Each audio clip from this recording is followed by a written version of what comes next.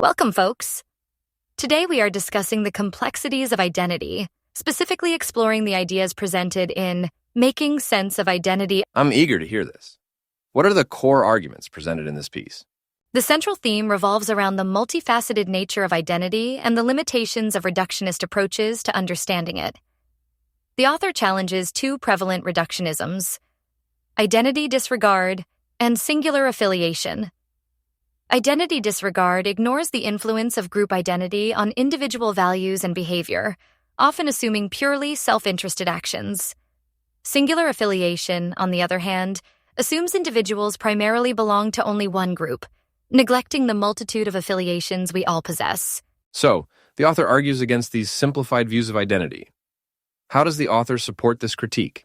The author uses several lines of reasoning. First, they highlight the robust plurality of identities.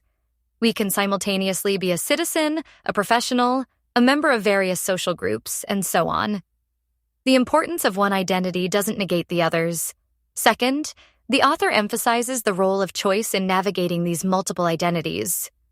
We constantly make decisions, explicitly or implicitly, about which identities to prioritize in different contexts. This is illustrated with examples ranging from Gandhi's prioritization of Indian independence to E.M. Forster's hypothetical choice between betraying his friend or his country. That's a compelling point. But isn't there a risk of overemphasizing individual choice? Aren't some identities imposed upon us rather than chosen?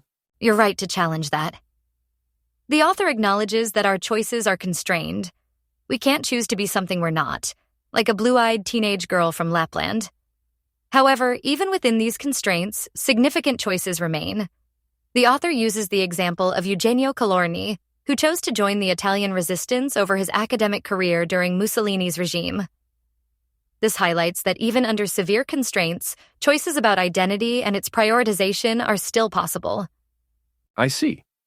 So, the author isn't saying we have unlimited freedom to choose our identities, but rather that the choices we do have are significant and often overlooked. How does the author address the communitarian perspective, which often emphasizes the primacy of community identity? The author critiques the communitarian view, which often suggests that community identity is the dominant or even sole significant identity.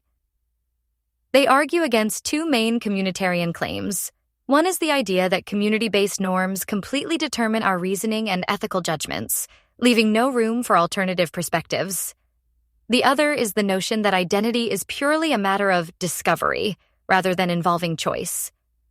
The author counters this by pointing out the internal diversity within cultures and the capacity for individuals to question and challenge their upbringing, even within a strong community context.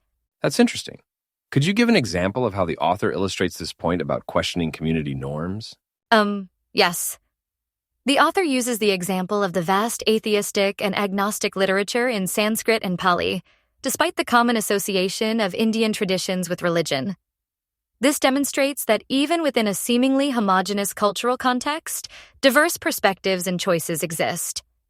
The author also discusses Derek Walcott's poem, A Far Cry from Africa, which highlights the conflicting loyalties between African heritage and English language and culture.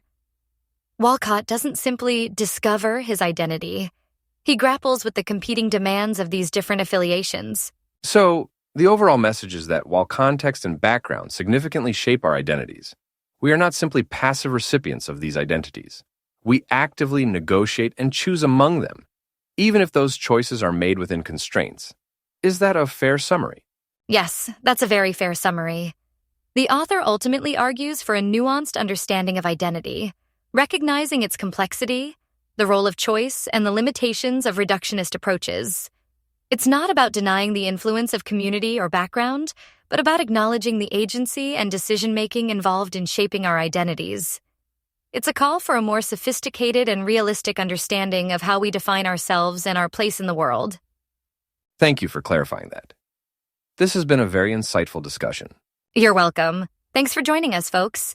We hope you found this exploration of identity as compelling as we did. Until next time, goodbye.